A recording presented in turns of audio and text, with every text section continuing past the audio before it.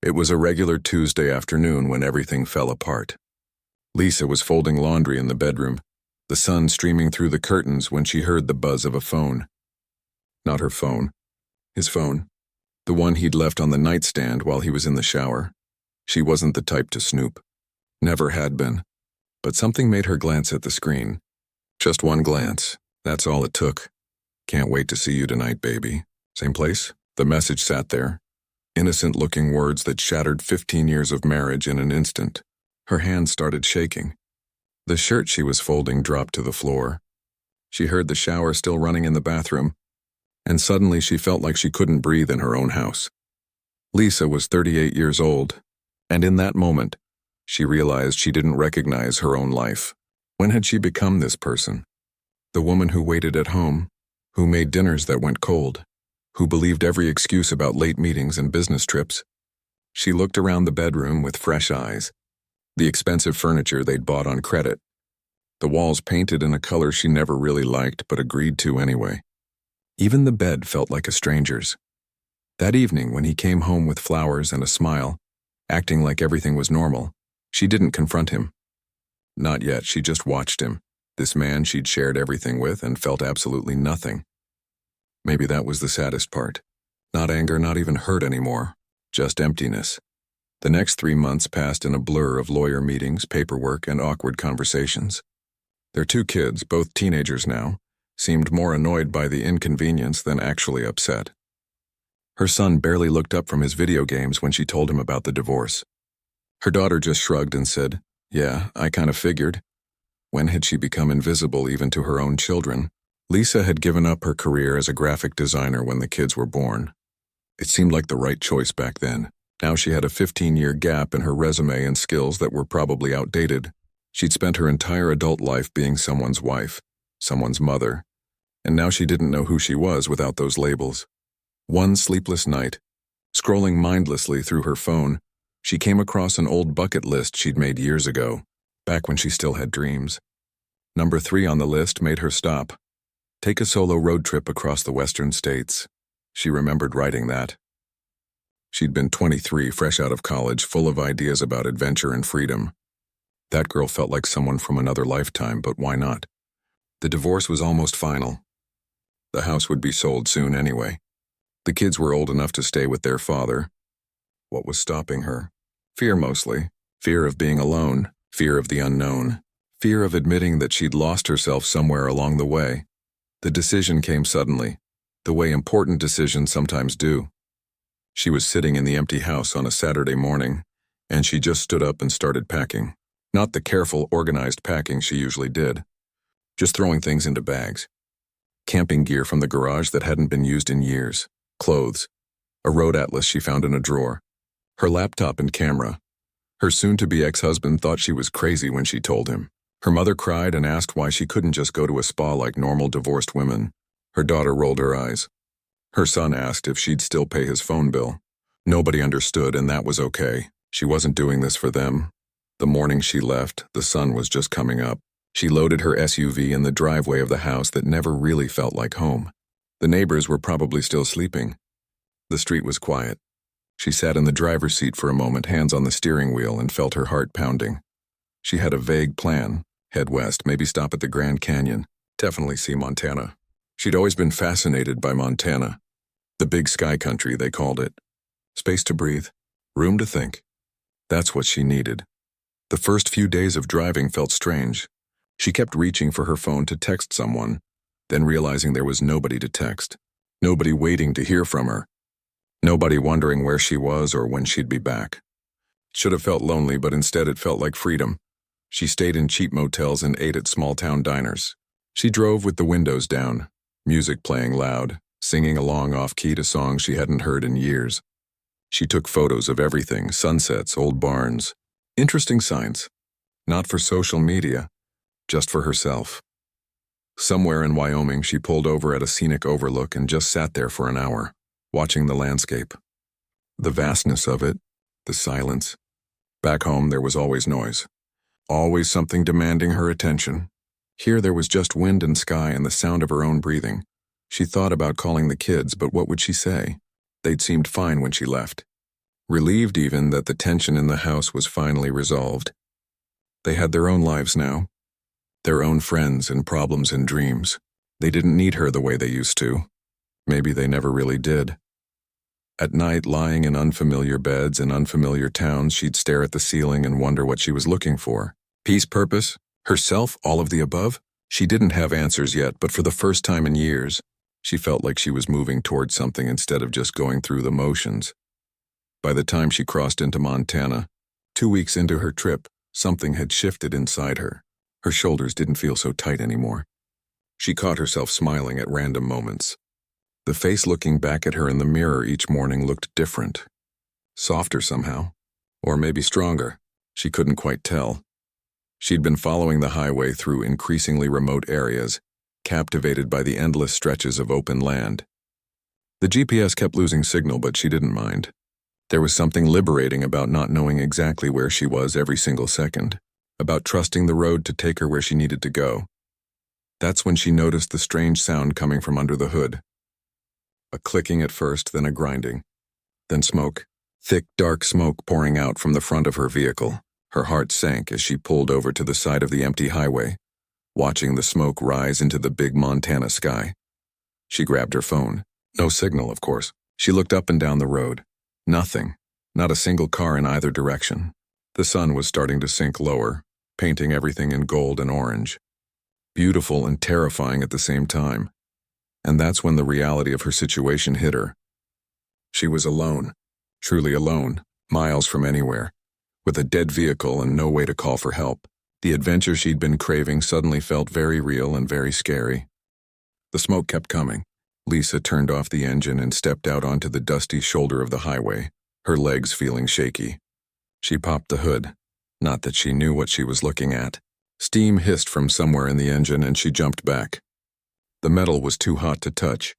All she could do was stand there and watch as her vehicle essentially gave up on life. She pulled out her phone again. Holding it up high like that might magically make signal bars appear. Nothing.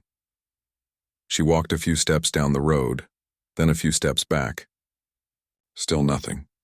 The screen might as well have been a useless piece of glass and metal. All those apps, all that connectivity completely worthless out here. The highway stretched in both directions, empty and endless.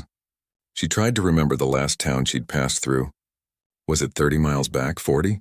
She'd been so caught up in the scenery and her own thoughts that she hadn't been paying attention. There was supposed to be a small town ahead, according to the last road sign she'd seen, but how far? She couldn't remember. Lisa checked her watch. It was almost 5 in the evening. The sun was still up, but it wouldn't be for much longer. She looked at the landscape around her. Rolling hills covered in dry grass, some scattered trees, mountains in the distance. It was beautiful in that vast, lonely way that Montana is beautiful, but right now, beautiful felt dangerous. She tried to think logically. What were her options? She could wait here and hope another car came by. But in the hour before her vehicle broke down, she hadn't seen a single other vehicle. Not one. She could start walking, but which direction? And what if she got further from help instead of closer to it? Her mind started playing out scenarios. Night falling. The temperature dropping. Wild animals. She'd read somewhere that Montana had bears and mountain lions. Or was she being dramatic? Probably. But the fear felt real enough. She went back to the SUV and grabbed a bottle of water from her cooler. Her hands were trembling as she unscrewed the cap. She needed to calm down. Panicking wouldn't help anything. But the reality of her situation was sinking in deeper with every minute that passed. This was exactly what her mother had worried about, what everyone had warned her about. A woman alone on the road, something bad was bound to happen eventually. She'd brushed off their concerns, so confident in her need for independence. Now she felt foolish, reckless. What had she been trying to prove? The sun was definitely lower now. The quality of light was changing, that golden hour that photographers love. She'd taken dozens of photos of sunsets on this trip. Now the sunset just meant darkness was coming. She pulled a jacket from her bag and put it on, even though it wasn't cold yet. Something about having it on made her feel slightly more prepared. She tried the phone one more time. Still nothing. She opened the Maps app anyway, waiting for it to load, but it just spun and spun.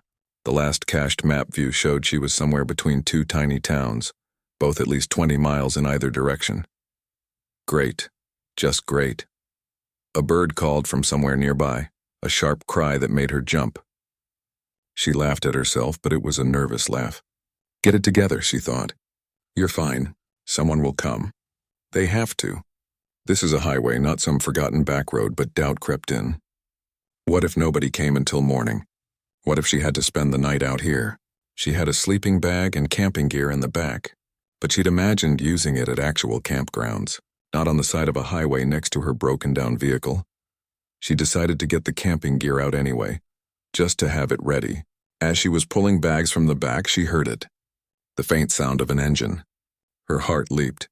She ran around to the front of her vehicle, looking down the highway. There, in the distance, a vehicle was coming. Relief flooded through her so intensely she felt dizzy. She waved her arms even though the vehicle was still far away. Please see me, she thought. Please stop. Don't just drive past. As it got closer, she could see it was a pickup truck. Old and dusty. The kind that looked like it had been working for decades. It was slowing down. Thank God it was slowing down. She kept waving, a huge smile breaking across her face. The truck pulled up beside her and stopped. The driver's side door opened and a man stepped out. He was tall, wearing jeans and boots, a cowboy hat shading his face. He looked like he belonged to this landscape in a way she clearly didn't. Having some trouble? He called out, his voice calm and steady. Yes, Lisa said, and suddenly felt like she might cry from relief. My vehicle just died. There's smoke and I have no idea what's wrong with it. And my phone has no signal. The words tumbled out fast. He walked over to her vehicle, moving with an easy confidence. Mind if I take a look? Please, she said, stepping aside. He leaned over the engine, studying it in silence. She watched him, trying to gauge whether the situation was fixable or not. His expression didn't give much away. After a minute, he straightened up and shook his head slightly. How bad is it? She asked, already knowing the answer wouldn't be good. Your engine's blown, he said matter-of-factly. You're not driving this anywhere. It'll need to be towed to a shop. Her heart sank. Is there a shop nearby? And a tow truck? Not nearby exactly. Closest is in Ridgeway, about 15 miles east. He gestured back the way he'd come.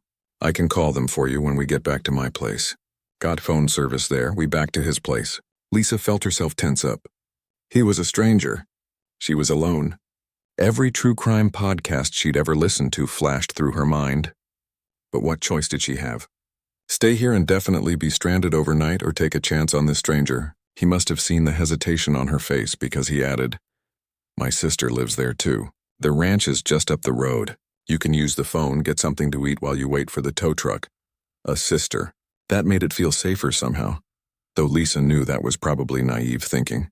But standing there, looking at this man with the weathered face and kind eyes, looking at the empty highway and the sinking sun, she knew she didn't really have a choice. I don't want to impose, she said, which was a ridiculous thing to say given her situation. No imposition, he said simply. Can't just leave you out here. She looked at her vehicle full of all her belongings. What about my stuff? We can come back for it tomorrow with the tow truck, lock it up. It'll be fine out here for the night. Lisa took a deep breath. This was crazy. This went against every safety rule she'd ever learned. But something about his straightforward manner, the way he wasn't trying too hard to convince her, made her feel like she could trust him. Okay, she said finally. Thank you, really. He nodded and walked back to his truck. Lisa quickly grabbed her purse and phone from the SUV, locked the doors, and followed him. As she climbed into the passenger seat of his truck, she caught his slight smile. You look pretty worried, he said as he started the engine. I am worried, Lisa admitted. No offense, but I don't know you. None taken. That's smart thinking. He pulled back onto the highway. Name's Daniel, by the way. Lisa. They drove in silence for a moment. Then Daniel said something that stuck with her. Sometimes being lost is just the beginning of finding your way. The truck rumbled down the highway, and Lisa found herself stealing glances at the man driving. Daniel looked like he was in his mid-40s, with lines around his eyes that came from squinting at the sun, not from stress. His hands on the steering wheel were rough and scarred, the hands of someone who worked with them every day. Everything about him seemed solid and real in a way that the men in her old life never had. How long you been out here? Daniel asked, breaking the silence. Out here specifically or on the road in general? Either. About 2 weeks on the road. This is my first time in Montana. Lisa looked out the window at the passing landscape. I was actually loving it until about an hour ago. He smiled slightly. Montana has a way of testing people. The ones who pass the test usually end up staying. You from here originally, born and raised. Fourth generation on the same piece of land. There was pride in his voice, but not the boastful kind, just fact. My great-grandfather homesteaded it back in the 1890s. Lisa tried to imagine that kind of rootedness. Her own family had moved every few years when she was growing up. Her father's job kept relocating them. She'd never lived anywhere long enough to feel like she really belonged. That must be nice. Knowing where you come from like that? It is. It's also a weight sometimes, living up to what came before. He glanced at her. What brings you out this way? Besides the scenery, she wasn't sure how much to share. Needed a change. Going through a divorce. Kids are grown. Figured it was time to do something just for me. Daniel nodded like that made perfect sense. Good a time as any to hit the reset button. They turned off the main highway onto a smaller road, then onto a dirt road that wound through hills dotted with cattle. The truck bounced over ruts and Lisa grabbed the handle above her door. Daniel drove like he knew every bump and curve by heart, which he probably did. Almost there, he said. Then she saw it. The ranch house came into view as they crested a hill. It was a sprawling log structure with a wide porch that wrapped around the front. Behind it were several barns and outbuildings. Horses grazed in a fenced pasture. The mountains rose up in the background, purple in the fading light. It looked like something out of a movie. Wow, Lisa breathed. Home, Daniel said simply, and she heard the love in that one word. He pulled up in front of the house, and before they could get out, the front door opened. A woman came out onto the porch wiping her hands on an apron. She looked to be in her early 50s with short graying hair and a welcoming smile. Got a stray? She called out to Daniel. Her vehicle broke down about 15 miles west. Daniel explained as they climbed out of the truck. Lisa, this is my sister Rebecca. Rebecca, Lisa. Rebecca came down the porch steps and extended her hand. Her grip was firm and warm. Well, you picked a good spot to break down. Could have been a lot worse. Come on in. I just pulled bread out of the oven. The kindness in her voice made Lisa's eyes prickle with unexpected tears. She'd been holding it together pretty well, she thought, but something about this woman's easy acceptance broke through her defenses. Thank you, Lisa managed. I really appreciate this. I don't want to be any trouble. Nonsense, Rebecca said, already ushering her toward the house. Daniel, call Tommy about the tow while I get her settled. Inside, the house was warm and smelled like fresh bread and something savory cooking. The main room had high ceilings with exposed beams, a stone fireplace, and furniture that looked comfortable rather than fancy. Everything was worn in a good way, like it had been used and loved for years. Bathrooms down that hall if you want to wash up, Rebecca said. Dinner will be ready in about 20 minutes. You hungry? Starving, actually, Lisa admitted. She'd been running on gas station snacks and adrenaline. Good. I always make too much anyway. When Lisa came back from the bathroom, she found Daniel on the phone in the kitchen. She caught the tail end of his conversation. Yeah, 15 miles west of the turnoff. Can't miss it. Tomorrow morning works. Thanks, Tommy. He hung up and turned to Lisa. Tow truck will get your vehicle first thing in the morning. Tommy says depending on parts, could be a few days to a week for repairs. Lisa's stomach dropped. A week? Could be less. Could be more. Hard to say until he gets a look at it. Daniel's tone was apologetic but matter-of-fact. Welcome to small-town living. We don't exactly have a Mazda dealership down the street. What am I going to do for a week? The question came out more panicked than she meant it to. Rebecca appeared from the kitchen. Well, you're going to stay here, of course. We've got plenty of room. Guest rooms all made up. I couldn't possibly. You could and you will, Rebecca said firmly but kindly. You think we're going to let you spend a week at the motel in town? It's got 3 rooms and questionable plumbing. Besides, I could use another woman around here. Daniel's not much for conversation. I talk, Daniel protested, about cattle and weather. Riveting stuff. Rebecca winked at Lisa. Come on, let's eat. Everything looks better after a good meal. Dinner was pot roast with vegetables, fresh bread, and a simple salad from Rebecca's garden. Lisa couldn't remember the last time she'd eaten food that tasted so good. Maybe it was just that she was hungry and stressed, but she didn't think so. There was something about food made with care, eaten around a table with people who weren't in a hurry. They talked while they ate. Rebecca asked questions but didn't pry. She told stories about the ranch, about growing up here with 4 brothers, about how she'd left for college and a career in Denver but came back 5 years ago when their father got sick. Turned out the city wasn't for me after all, Rebecca said. Thought I needed the excitement, the opportunities. But I was just running from what I actually wanted. Which was? Lisa asked. This home, simple life, space to breathe. Rebecca smiled. Took me 25 years to figure that out. Lisa felt something click in her chest. That's what she'd been looking for without knowing it. Space to breathe. After dinner, Daniel showed her to the guest room upstairs. It was simple but comfortable, with a handmade quilt on the bed and curtains that moved in the breeze from the open window. Through that window she could see the darkening sky, stars beginning to appear in numbers she'd never seen before. Bathroom's next door, Daniel said. If you need anything, just holler. We're early risers around here, but no pressure. Sleep as late as you want. Daniel, Lisa said as he turned to leave. Thank you, really. You didn't have to do any of this. He paused in the doorway. My dad used to say that we're all just passing through, helping each other when we can. You'd do the same, would she? Lisa wasn't sure. A week ago, if someone had broken down near her house back in Connecticut, would she have invited them to stay? Probably not. Definitely not. But standing here, in this stranger's home, being shown this kind of unexpected kindness, she felt something shift inside her.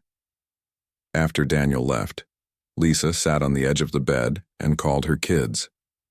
Her daughter answered on the 4th ring. Hey, Mom, you okay? Yeah, I'm fine. Vehicle broke down, but I'm safe. Staying with some people at a ranch while it gets fixed. A ranch? Like with horses and stuff? Exactly like that. Weird. Okay, well, be careful with strangers and all that. Gotta go, I'm meeting friends. Her son's response was similar. Brief concern, then back to his own life. Lisa should have felt hurt, but instead she felt oddly relieved. They were okay. They didn't need her to be anything other than occasionally reachable by phone. She lay back on the bed, still fully clothed, and stared at the ceiling. The events of the day played through her mind. This morning she'd been driving with no particular destination.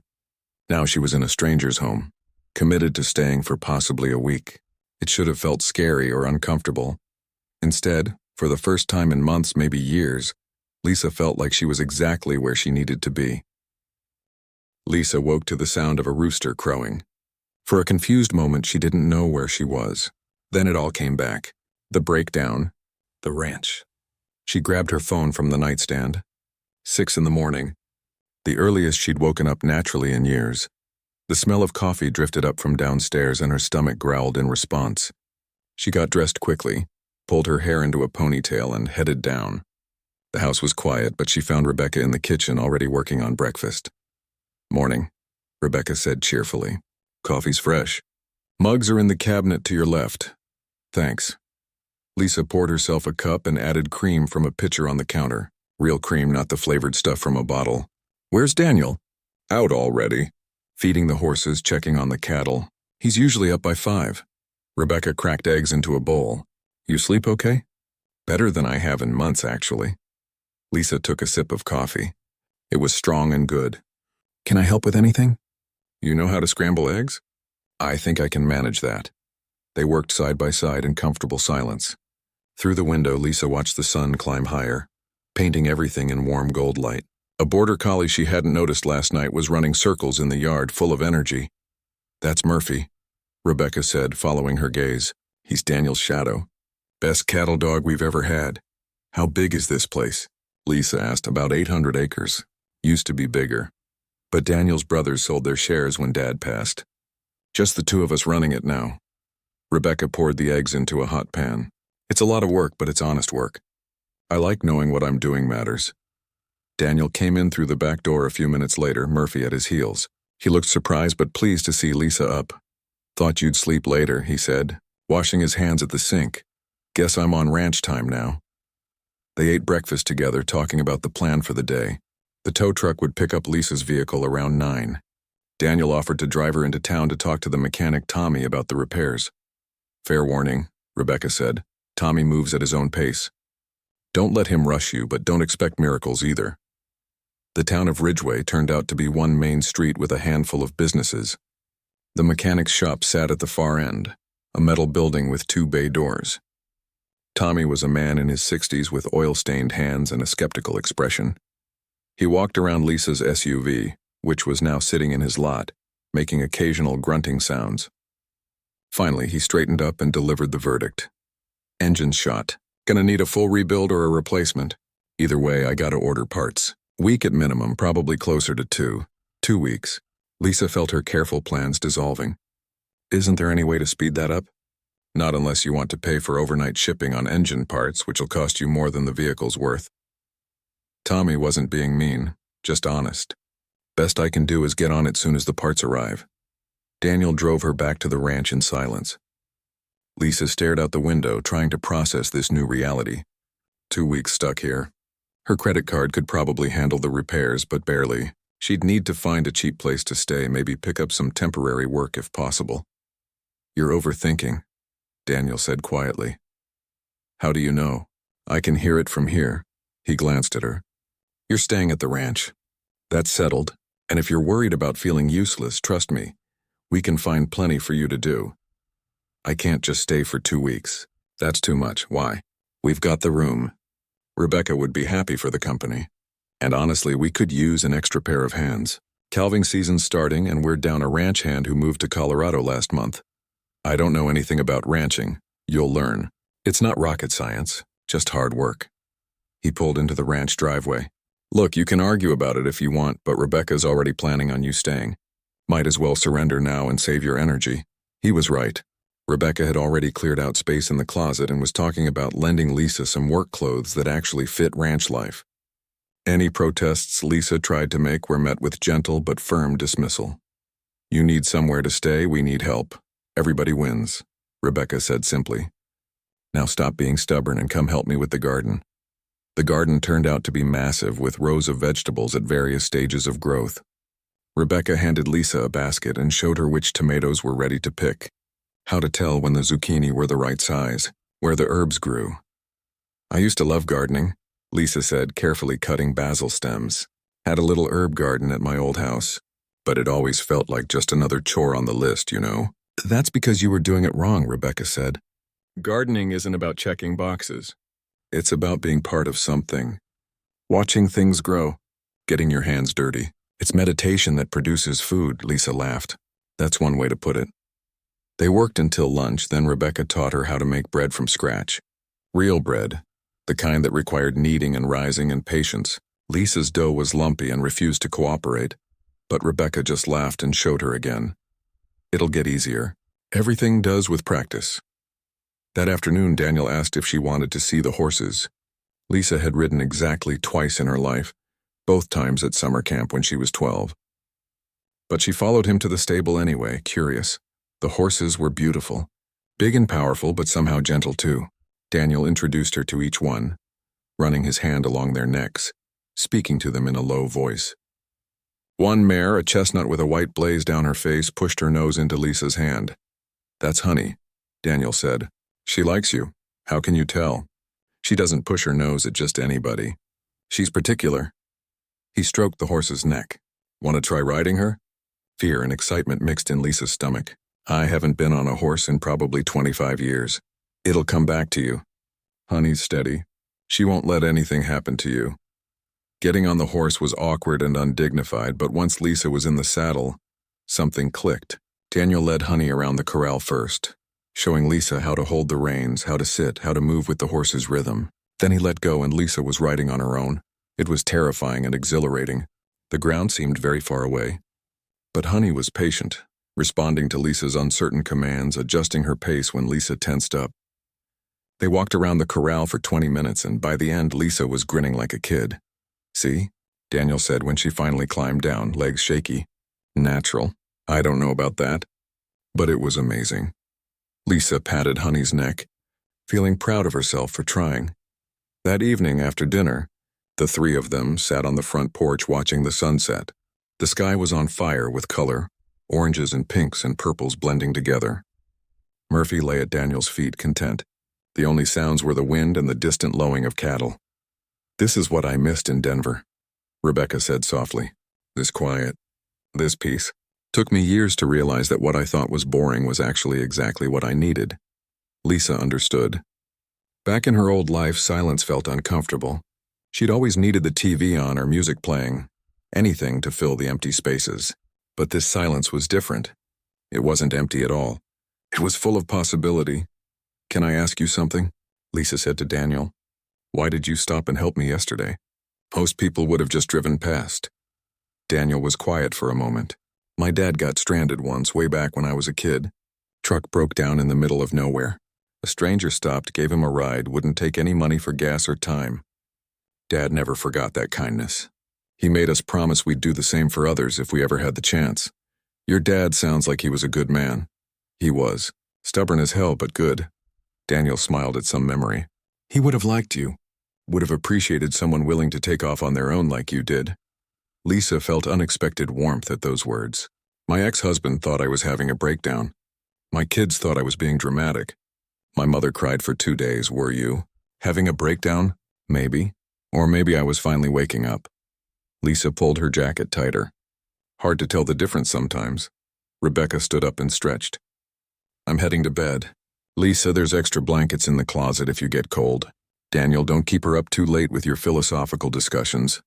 "I don't have philosophical discussions," Daniel protested. "You're having one right now." Rebecca smiled and went inside. Daniel and Lisa sat in silence for a while longer. The stars were coming out, more stars than Lisa had ever seen. The Milky Way stretched across the sky like someone had spilled diamonds. "Thank you," Lisa said finally, "for everything. This whole day. I know I keep saying it, but I mean it. You're welcome, but you don't have to keep thanking us. You're helping too, whether you realize it or not." "How am I helping? I barely know what I'm doing." "You're reminding us why we do this. It's easy to forget when you're in the middle of it every day, but seeing it through your eyes, seeing how you light up when you're working with the horses or picking vegetables. It reminds me why this life matters." Lisa didn't know what to say to that, so she just sat there, under the Montana sky, feeling something shift and settle inside her chest, something that felt a lot like coming home. The days started blending together in the best possible way. Lisa fell into the rhythm of ranch life faster than she'd expected. Up before dawn, coffee with Rebecca, then out to help with morning chores. The work was physical and demanding, but in a way that felt good. Her muscles ached at night.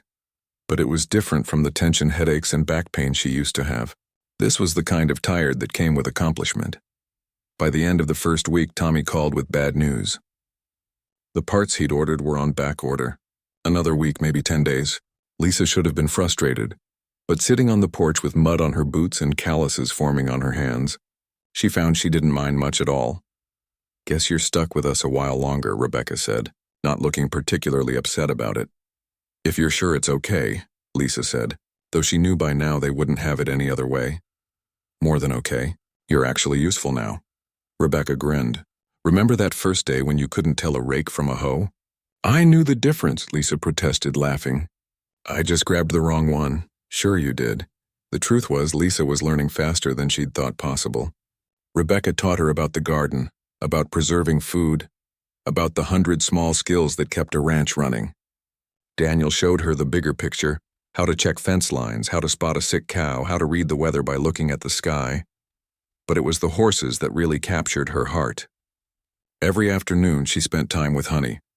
At first, Daniel supervised, giving instructions and corrections, but gradually he stepped back, letting Lisa figure things out on her own. By the second week, she was saddling Honey herself and riding out into the pastures, Daniel on his own horse beside her. "You're a natural," he said one afternoon as they let the horses walk side by side. "Took me months to get comfortable in the saddle when I was a kid. You were probably 5 years old. I'm almost 40, so age doesn't matter. It's about being willing to try." He adjusted his hat against the sun. "A lot of people get stuck doing what they've always done because trying something new feels too risky." Lisa thought about that. "Is that what I was doing? Playing it safe?" "Can't say. I don't know your life before." Daniel looked at her. "But I know the person who showed up here 2 weeks ago was wound so tight I thought she might snap. And the person riding next to me now? She's different. Softer somehow, or maybe harder in the right ways. I don't feel that different. That's usually how change works. It sneaks up on you." They rode to the top of a hill that overlooked the entire ranch. From here, Lisa could see the house, the barns, the pastures spreading out in every direction. The mountains stood guard in the distance. A hawk circled overhead, riding the thermals. My great-grandfather stood on this exact spot when he first got here, Daniel said. Story goes, he looked at all this empty land and decided he was home. Just like that. Instant knowing. You believe that? That you can just know? I do. Not always about places, but about other things. Sometimes you meet someone or see something or find yourself somewhere, and it just clicks. Like a puzzle piece you didn't know was missing suddenly fits. Lisa knew exactly what he meant. That's how the ranch felt. Like something she didn't know she'd been missing. That evening, Rebecca announced she was going into town to have dinner with friends and wouldn't be back until late. Lisa offered to make dinner for herself and Daniel, using vegetables from the garden and chicken Rebecca had defrosted that morning. They ate at the kitchen table, just the two of them, talking easily. Daniel told stories about growing up on the ranch, about his brothers who'd left and never looked back, about his father who'd loved this land more than anything. Do you ever wish you'd left? Lisa asked. Gone somewhere else, tried something different? I did leave. Went to college in Bozeman, studied agricultural science, thought I was going to change the world with sustainable farming techniques. He smiled at the memory. Lasted 2 years in a corporate job in Seattle before I came running back here. What happened? Realized I was trying to fix problems I didn't have while ignoring what actually mattered to me. The ranch was struggling. Dad was getting older. My brothers had made it clear they weren't coming back. He shrugged. Some people are meant to roam. I'm meant to be rooted. I used to think I was meant to be rooted, Lisa said quietly. House, husband, kids, the whole traditional package. Turned out I was just playing a part I thought I was supposed to play. And now? Now I have no idea what I am or what I want. But for the first time in my life, that doesn't terrify me. After dinner, they washed dishes side by side. Lisa washed, Daniel dried. It was such a simple domestic thing, but it felt important somehow. Meaningful. Their hands brushed when she passed him a plate, and Lisa felt a jolt of awareness. She'd been so focused on learning and working and figuring out who she was that she hadn't really thought about Daniel as anything other than her helpful host. But standing there in the warm kitchen light, she suddenly saw him differently. The way his hands moved, capable and sure. The laugh lines around his eyes. The quiet strength he carried without showing off. When had she started noticing these things? Daniel must have felt something too, because he went very still. They looked at each other for a long moment. Lisa's heart was beating faster than it should. This was complicated. She was leaving soon. He had a whole life here. This couldn't go anywhere. But then Daniel smiled, a small private smile, and went back to drying dishes. The moment passed, but something had shifted. They both knew it. Later that night, Lisa lay in bed, unable to sleep. Through the open window, she could hear crickets and the distant sound of a coyote. She thought about her kids, who she'd been calling every few days. They seemed fine, barely interested in her ranch stories. She thought about her house, probably sold by now. She thought about her old life, which felt like it belonged to a different person. Mostly, though, she thought about Daniel. About the way he'd looked at her in the kitchen. About how natural it felt to be around him. Like they'd known each other for years instead of weeks. About how much she didn't want to leave when her vehicle was finally ready. This was supposed to be a journey to find herself, not to find someone else. She'd just gotten out of a marriage. She was supposed to be focusing on being independent, on learning who she was without defining herself through someone else. But her heart didn't seem to care about what she was supposed to be doing. The next day, Daniel asked if she wanted to help with a more serious task. One of the pregnant cows was having trouble. The vet had checked her earlier in the week and said to keep close watch. Now she was showing signs of early labor. Fair warning, this might get messy, Daniel said as they walked out to the barn where they'd moved the cow. If you'd rather not. I want to help, Lisa said firmly. It was messy. It was also beautiful and terrifying and completely overwhelming. Lisa held the flashlight and handed Daniel supplies while he talked to the cow in a low, soothing voice. Rebecca arrived halfway through, taking charge with practiced efficiency. When the calf finally came, wet and wobbly and alive, Lisa found tears running down her face. You okay? Rebecca asked, concerned. Yeah, Lisa managed. I've never seen anything like that before. Life coming into the world, Daniel said, checking the calf over. Never gets old. They stayed with the mother and baby for another hour. making sure everything was okay. Lisa couldn't stop watching the calf trying to stand on shaky legs, the mother licking it clean with patient dedication. This was real. This was what mattered, not committee meetings or social obligations or keeping up appearances. Just life, raw and honest and real. Walking back to the house in the pre-dawn darkness, Daniel said, "You did good tonight." "I barely did anything. You showed up. You didn't run when it got hard. That matters." He paused at the porch steps. "You know, when you first got here, I wasn't sure you'd make it a day. Figured you'd call a friend to come get you or rent a car or something. What changed your mind? You did. Every day you just showed up, did the work, didn't complain, started fitting in like you belonged here. Like you belonged here." Those words stuck with Lisa. Did she belong here? Was that even possible? She'd known these people for 2 weeks. You couldn't completely restart your life in 2 weeks, but maybe you could start to. Maybe that's what this was. Not an ending or a beginning, but a transition. A bridge between who she'd been and who she might become. "Daniel," she started, not sure what she wanted to say. He waited, patient as always. "Thank you," she finally said, "for giving me the chance to be useful, to learn, to be part of this. Thank you for being willing." He smiled, that quiet smile of his. "Get some sleep. Morning comes early." But Lisa stood on the porch a while longer, watching the sky lighten in the east, feeling more awake and alive than she had in years. 3 weeks into her stay, Lisa caught her reflection in the bathroom mirror and barely recognized herself. Her skin had tanned from all the outdoor work. Her hair, which she used to straighten religiously, was naturally wavy and sun-streaked. She'd stopped wearing makeup days ago because it just didn't make sense when you were mucking out stalls and working with horses. But more than her appearance, something in her eyes had changed. They looked clearer, more present. She pulled out her phone and scrolled through old photos. There she was at last year's holiday party, smile fixed and bright, wearing clothes that cost too much. There she was at her daughter's graduation, standing slightly apart from her family. In every picture, she looked like a stranger, like someone playing dress-up in someone else's life. "You coming down for breakfast?" Rebecca called up the stairs. "Yeah, be right there." Downstairs, Rebecca had made pancakes. Daniel was already at the table going through paperwork. Murphy lay at his feet hoping for dropped food. It felt like family, Lisa realized. This easy morning routine, the comfortable silence, the way they moved around each other in the kitchen. How had this become normal so fast? "Tommy called," Rebecca said, sliding pancakes onto Lisa's plate. "Your vehicle's ready. Parts came in yesterday. He finished the work this morning." Lisa's fork stopped halfway to her mouth. "Oh, that's good news, right?" Rebecca was watching her carefully. "Yeah, of course. That's great." But Lisa's stomach had dropped. She'd known this was coming.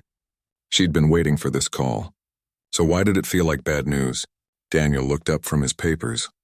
"You don't have to rush off. Stay for lunch at least. Stay for the day," Rebecca added. "Leave tomorrow morning, fresh start." Lisa nodded, not trusting her voice. This was what was supposed to happen. Her vehicle was fixed. Her adventure could continue. She could drive to all those places she'd planned to see. This was the plan all along. So why did leaving feel like the worst possible idea?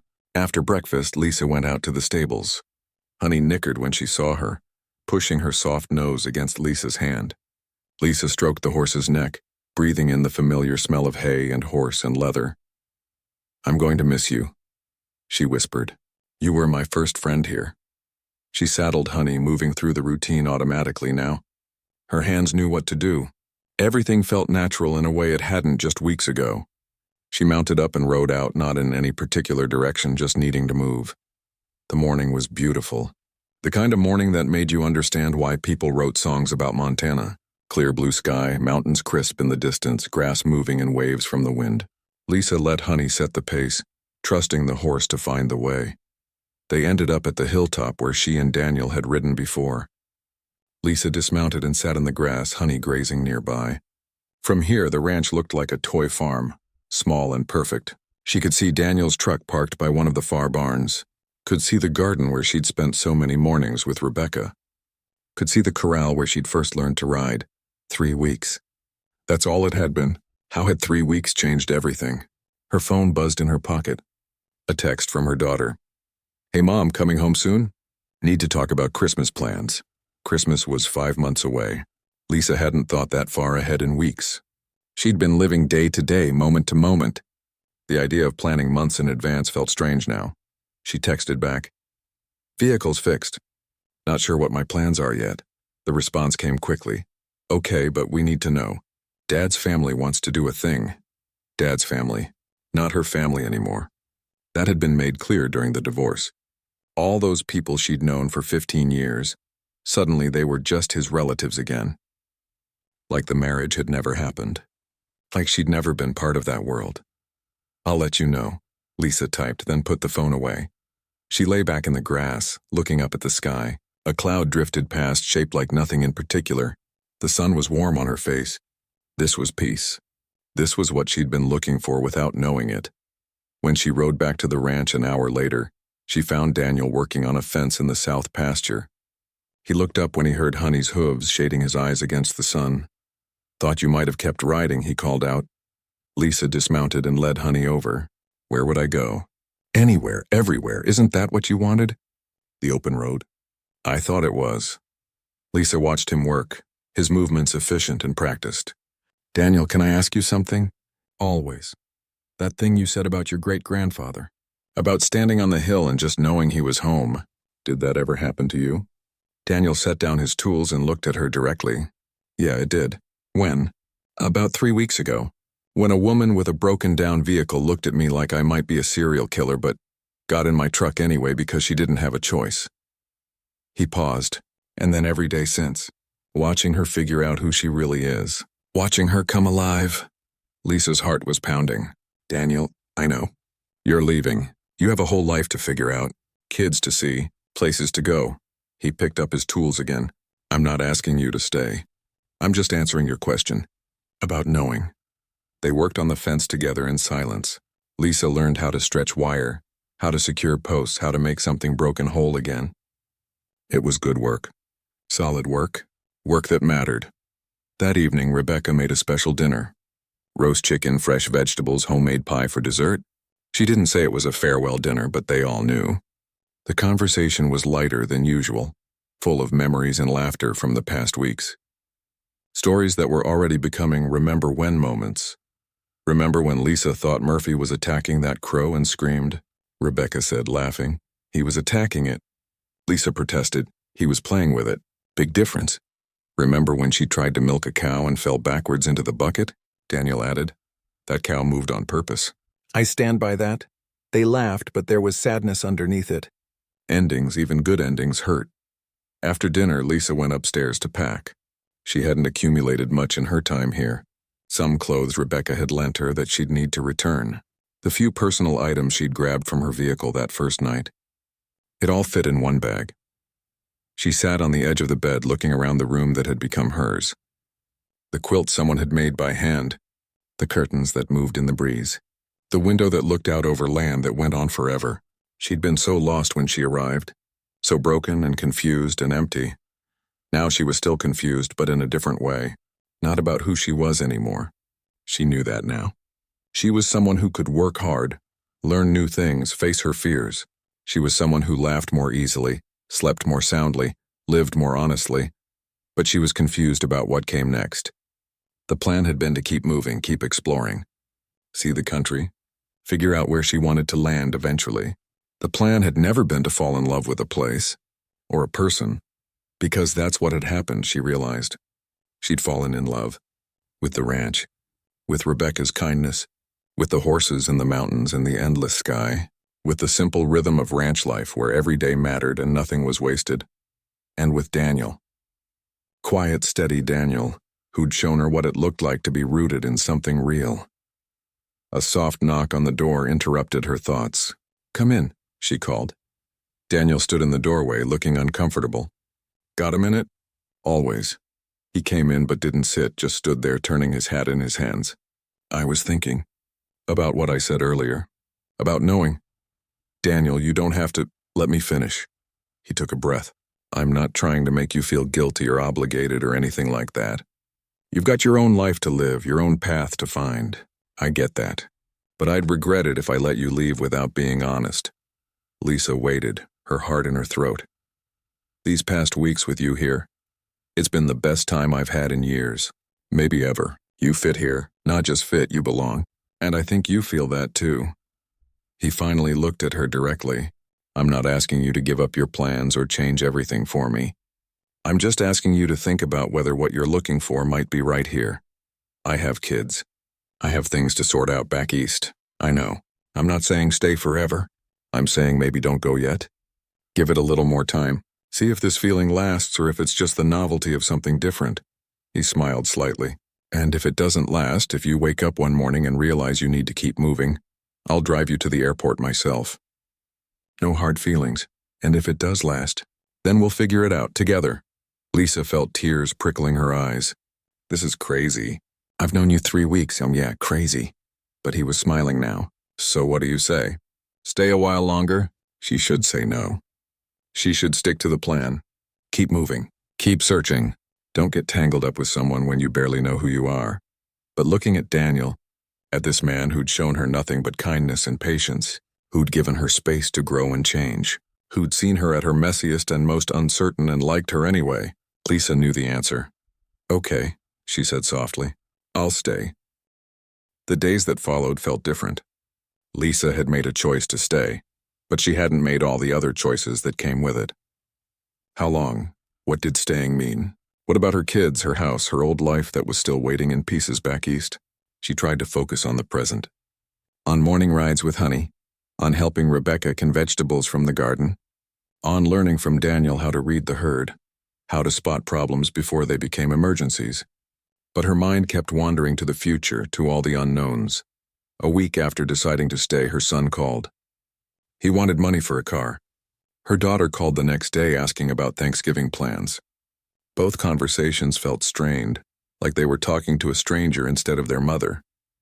When had that happened? Or had it always been like this and she was just noticing now? You okay? Daniel asked one evening after dinner. They were sitting on the porch, their usual spot, watching the sunset. Rebecca had gone to visit a friend, leaving them alone. Just thinking about my kids, about how little they seem to need me anymore. That's good though, right? Means you raise them well. They're independent. I know. It just feels weird. I spent 18 years being needed constantly, and now... She trailed off. Now you get to figure out what you need, Daniel finished. That's not selfish. That's necessary, Lisa looked at him. Is that what you think I'm doing here? Being selfish? Not at all. I think you're being brave. He met her eyes. Most people stay in situations that make them miserable because changing feels too hard. You chose different. I chose to run away. No, running away means you're escaping something. You're running towards something. Big difference. She wanted to believe that. Some days she did. Other days she felt like an imposter, playing at ranch life while her real life waited impatiently for her to come back and deal with it. 2 weeks into her extended stay, the divorce papers arrived. Rebecca brought them in from the mailbox along with several other pieces of forwarded mail. Lisa sat at the kitchen table and read through page after page of legal language that essentially said her marriage had never really mattered. 15 years reduced to property division and custody arrangements. She signed where she was supposed to sign, her hand remarkably steady. When it was done, she felt nothing. Not relief, not sadness, not anything. Just a sense of completion. That chapter was over. She sealed the envelope and set it aside to mail. You okay? Rebecca asked, putting a cup of tea in front of her. I thought I'd feel more. Something, but it's just... done. That's probably healthy. Means you've already done the grieving. Rebecca sat across from her. Can I ask you something? Sure. What are you so afraid of? The question caught Lisa off guard. What do you mean? You've been walking around for 2 weeks like you're waiting for the other shoe to drop. Like you don't trust that this is real. Rebecca's voice was gentle but direct. What's scaring you? Lisa thought about it. I guess I'm afraid I'll wake up one day and realize I've made another mistake. That I've jumped into something without thinking it through. Again. Or maybe you're afraid you'll wake up one day and realize you're happy, and that you deserve to be. Rebecca squeezed her hand. Happiness can be scary when you're not used to it. That night, Lisa couldn't sleep. She got up and went downstairs, planning to make tea. But she found Daniel already in the kitchen, sitting at the table with his own cup. Can't sleep either? She asked. Storm's coming. Always know when there's a storm coming. He gestured to the chair across from him. Want to talk about whatever's keeping you awake? Lisa sat down and told him everything. About the divorce papers. About her kids who didn't seem to need her. About feeling torn between the life she was building here and the obligations waiting for her back east. About being terrified she was making another mistake. Daniel listened without interrupting. When she finally finished, he was quiet for a long moment. You know what I think? He said finally. I think you're looking at this all wrong. You're treating this like it has to be permanent. Like if you stay here, you can never leave. Or if you go back east, you can never come back. Isn't that how it works? Only if you make it work that way. He leaned forward. Lisa, your kids are adults. They don't need you hovering over them anymore. The house is being sold. The divorce is basically finalized. What exactly is tying you to Connecticut? My whole life is there. Your whole old life is there. The one that made you so miserable you got in a car and drove until it broke down. He wasn't being mean, just honest. I'm not saying forget it all and never go back. I'm saying maybe it's okay to build a new life somewhere else. Or split your time. Or whatever works for you. It's not that simple. Why not? Because we've been taught that life has to look a certain way? That you have to pick one place and stay there forever? Daniel shook his head. My dad used to say the only real mistake is staying somewhere you don't want to be, just because you're afraid of what comes next. Lisa felt something crack open in her chest. He was right. She'd been so focused on making the right choice that she hadn't considered there might be more than two options. I need to go back, she said slowly, working it out as she spoke. Not to stay, but to finish things properly. Talk to my kids face to face. Settle the house. Deal with all the practical stuff I've been avoiding. Okay, Daniel said simply.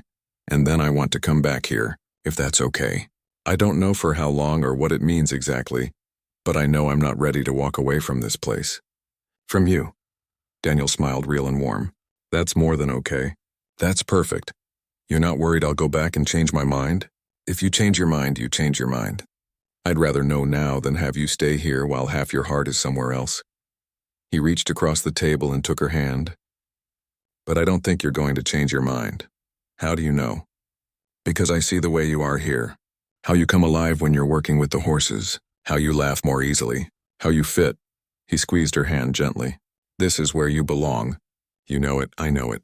Now you just have to let yourself believe it.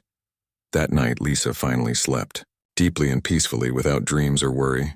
When she woke up, she knew what she needed to do. She spent the next week making plans. She called her kids and explained she was coming back for a few weeks to handle some things, but then she'd be leaving again.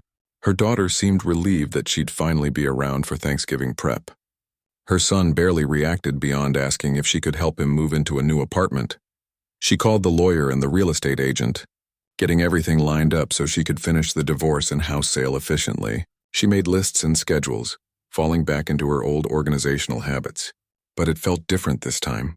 She wasn't planning her whole life, just the next few steps. Rebecca helped her pack properly this time, adding jars of homemade jam and frozen meals. So you don't forget what good food tastes like, she said with a smile. The night before she left, they had a goodbye dinner. But it wasn't sad like the last one had been. This was just see you soon. Lisa knew she'd be back. They all knew. After dinner, Daniel walked her out to look at the stars one last time. They stood close together, shoulders touching. How long do you think you'll be gone? He asked. A month, maybe 6 weeks at most. Just long enough to tie up loose ends and make sure the kids are okay. She looked up at him. Will you wait for me? Lisa, I've been waiting my whole life for someone like you. Another month or two won't kill me. He pulled her closer, his arm around her shoulders. Just promise you'll call, text, let me know you're okay. I promise, and promise you'll come back. Even if you're not sure yet, come back and we'll figure out the rest together. I promise, she said again, meaning it with everything in her. They stood there under the Montana sky, holding each other, both knowing that this wasn't goodbye. It was just the next chapter beginning. Lisa felt certain in a way she hadn't felt in years, maybe ever. The next morning, Daniel loaded her vehicle with her bags and Rebecca's care packages. Murphy circled the truck, sensing something was happening. Honey watched from the corral, ears forward. Take care of yourself, Rebecca said, hugging Lisa tight. And don't be a stranger. You have people who love you here now. People who love you. The words hit Lisa hard. She hadn't realized how much she'd needed to hear that. Daniel walked her to the driver's side door. They stood there awkwardly for a moment, neither wanting to be the first to let go. "Drive safe," he said finally. "And text me when you get there." "I will." Lisa stood on her toes and kissed his cheek. "Thank you. For everything. For seeing me when I couldn't see myself." "That's what love does," Daniel said simply. Love. He'd said it. Not "I love you," but love nonetheless. Lisa felt it settle in her chest, warm and sure. She got in the vehicle, started the engine, looked in the rearview mirror at the ranch, at Daniel standing there with his hat in his hands, at Rebecca on the porch waving. At the place that had become home in just a few short weeks. She'd come here lost and broken. She was leaving whole and found, and in a month or two she'd be back. Not because she had to, because she chose to. Because she'd finally figured out the difference between running away and running home. The drive back to Connecticut felt different from the drive out. Lisa wasn't running anymore. She was returning to finish things, to close doors properly before opening new ones. She took her time, stopping at small towns, sleeping in motels, calling Daniel every evening to tell him about her day. "You sound happy," he said on the third night. "I am happy. I'm doing what needs to be done, but on my terms." That's new for me. Connecticut felt smaller somehow when she finally arrived. Or maybe she'd just grown too big for it. Her daughter met her at the house, the for sale sign still planted in the front yard. "You look different," her daughter said, studying her. "Did you get a haircut?" "No, just stopped straightening it." Lisa touched her wavy hair self-consciously. "It looks good." "You look, I don't know, lighter or something." Over the next few weeks, Lisa methodically took apart the life she'd built. She met with lawyers and signed final divorce papers. She went through the house room by room, deciding what to keep, what to sell, what to donate. Most of it she realized she didn't want or need. How much of her life had been spent accumulating things that didn't actually matter. She kept photos of the kids growing up. Her grandmother's quilt, a few books she'd always meant to read. Everything else could go. Her son came by to help with the heavy lifting. He'd grown up so much in just a few months. Or maybe she was just seeing him clearly for the first time. "So you're really moving to Montana?" he asked, carrying boxes to the donation truck. "Spending time there, yeah. I haven't figured out all the details yet." "Is there a guy?" Lisa smiled. "Yeah, there's a guy. Is he good to you?" The question surprised her. When had her son started worrying about things like that? "He's very good to me." "Then I'm happy for you, Mom. You deserve to be happy." He paused. "I know things were bad with you and Dad at the end. We knew. We just didn't know what to say." "You don't have to say anything. Just live your life, be happy. That's all I want." Her daughter was harder to read. They had coffee together one afternoon, sitting in the same cafe where Lisa used to meet friends for complaints disguised as conversation. How much time she'd wasted doing things she didn't enjoy with people she didn't particularly like. "Are you mad at me?" Lisa asked finally. "For leaving?" "No, I think I'm jealous." Her daughter stirred her coffee. "You just decided to change your whole life. Most people don't do that. They just stay unhappy. It's not too late for you to make changes, too. You're only 20, I know. I've actually been thinking about that internship in California. The one I turned down because Dad said it was too far." She looked at her mom. "Maybe distance isn't such a bad thing. Maybe it's exactly what you need." They talked for 2 hours, really talked, in a way they hadn't in years. Lisa realized she'd been so focused on being a good mother that she'd forgotten to be a real person in front of her kids. Now sitting across from her daughter as one adult to another, things finally felt honest. The house sold faster than expected. A young couple with a baby on the way. They walked through the rooms with excitement, seeing potential where Lisa had only seen obligation. She signed the papers without hesitation. 6 weeks after leaving Montana, Lisa packed her car for the final time. This time it was lighter. Just clothes, personal items, and the few things that actually mattered. Everything else had been sold, donated, or left behind. Her last night in Connecticut, she stayed in a hotel near the airport. She'd fly back to Montana in the morning, and Daniel had offered to pick her up. Her car would be shipped later. She lay in the generic hotel bed, thinking about how different this moment was from that desperate flight months ago. Back then, she'd been running from pain. Now she was running toward joy. The flight the next morning felt endless. Lisa watched the landscape change below her, from crowded cities to farmland to mountains. Her heart beat faster as they began their descent into Montana. Somewhere down there, Daniel was waiting. She saw him immediately when she came through the gate. Cowboy hat, worn jeans, that quiet smile that made her feel safe. He pulled her into a hug that felt like coming home. "Welcome back," he said into her hair. "I missed you so much." "I missed you too. Ranch hasn't been the same without you." He pulled back to look at her. "You ready for this?" "More ready than I've ever been for anything." The drive back to the ranch was filled with catching up. Daniel told her about the new calves, about repairs he'd made, about how Rebecca had been cooking for two and forgetting Lisa wasn't there. Lisa told him about selling the house, about her conversations with her kids, about how good it felt to close that chapter properly. When they pulled up to the ranch, Rebecca came running out, Murphy at her heels. She grabbed Lisa in a hug that squeezed the air from her lungs. "Finally! Do you know how many times Daniel checked his phone today? I thought he was going to wear a hole in the screen." "I did not," Daniel protested, but he was smiling. Honey whinnied from the corral when she saw Lisa. Lisa walked over and pressed her forehead to the horse's nose. "Hey girl, I'm back. For real this time." That evening after dinner, the three of them sat on the porch like always, but it felt different now. Before, Lisa had been a guest. Now she was family. "So we should probably talk about logistics," Rebecca said. "Living arrangements and all that." Lisa had been thinking about this. "I don't want to impose. Maybe I could rent a place in town, come out during the day to help." "That's ridiculous," Rebecca interrupted. "You'll stay here. We'll figure out the details, but you're not commuting from town like a stranger." "Rebecca's right," Daniel added. "This is your home now. If you want it to be. I do want that, more than anything." Lisa looked at both of them. "But I need to contribute. Financially, I mean. I have the money from the house sale. Let me help with ranch expenses or pay rent or something." They discussed it for a while, finally agreeing that Lisa would invest in the ranch as a partial partner, not charity but actual business. She'd work alongside them and eventually, they'd reassess how things were going. "One more thing," Rebecca said, standing up. "I've been thinking about this for a while, and especially since you've been gone. I want to start a guest ranch program. You know, people come stay for a week, learn ranch life, that sort of thing. It would help financially, and honestly, I think we could be good at it." She looked at Lisa. "Especially with you here. You understand what city people need to hear, how to teach them." Lisa felt excitement bubble up. "That's a great idea. I could help with the marketing, the website. See? Already valuable." Rebecca smiled. "Think about it. We don't have to decide tonight." But Lisa was already thinking about it, ideas flowing. This could work. This could really work. After Rebecca went to bed, Daniel and Lisa stayed on the porch. The stars were out in full force, the Milky Way bright against the dark sky. "Are you scared?" Daniel asked quietly.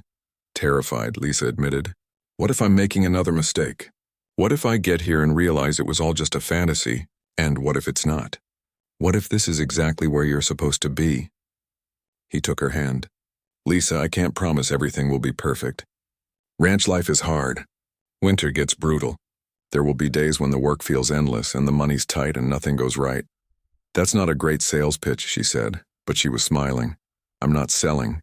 I'm being honest. Because I need you to know what you're getting into." He turned to face her fully. "But I can promise that I'll be here. That we'll figure it out together. That you'll never have to pretend to be someone you're not." Lisa looked at this man who'd become her anchor, her home. "I love you," she said. "I don't think I've said that out loud yet, but I do. I love you too. Have since about the second week you were here, arguing with a chicken that wouldn't lay eggs where you wanted." They both laughed, remembering. Then Daniel kissed her, soft and sweet and full of promise. The next few months were a blur of work and planning and building something new. Lisa threw herself into ranch life with the confidence of someone who belonged. She woke with the sun, worked until her muscles ached, and fell into bed each night exhausted and happy. She and Rebecca planned out the guest ranch program, creating a website and booking system. Lisa used her old design skills, which turned out weren't outdated after all, just dormant. They decided to start small, just a few guests at a time, testing things out. Her kids visited for Thanksgiving. Her son seemed fascinated by ranch life, spending hours following Daniel around, asking questions. Her daughter was quieter, but Lisa caught her standing on the porch one morning looking at the mountains with an expression of peace. "I get it now," her daughter said. "Why you stayed. It's different here. It is, Lisa agreed. But mostly I'm different here. I'm who I was always supposed to be. Christmas came, and instead of the stressful production it had always been, they had a simple celebration. A tree decorated with handmade ornaments, presents that were thoughtful rather than expensive, a meal they cooked together. Rebecca invited some neighbors, and the house was full of laughter and warmth. Lisa looked around the room at one point, at Daniel telling a story to her son, at Rebecca teaching her daughter how to make pie crust, at Murphy stealing scraps under the table. This was family. Not the one she'd been born into or married into, but the one she'd chosen. The one she'd built from scratch.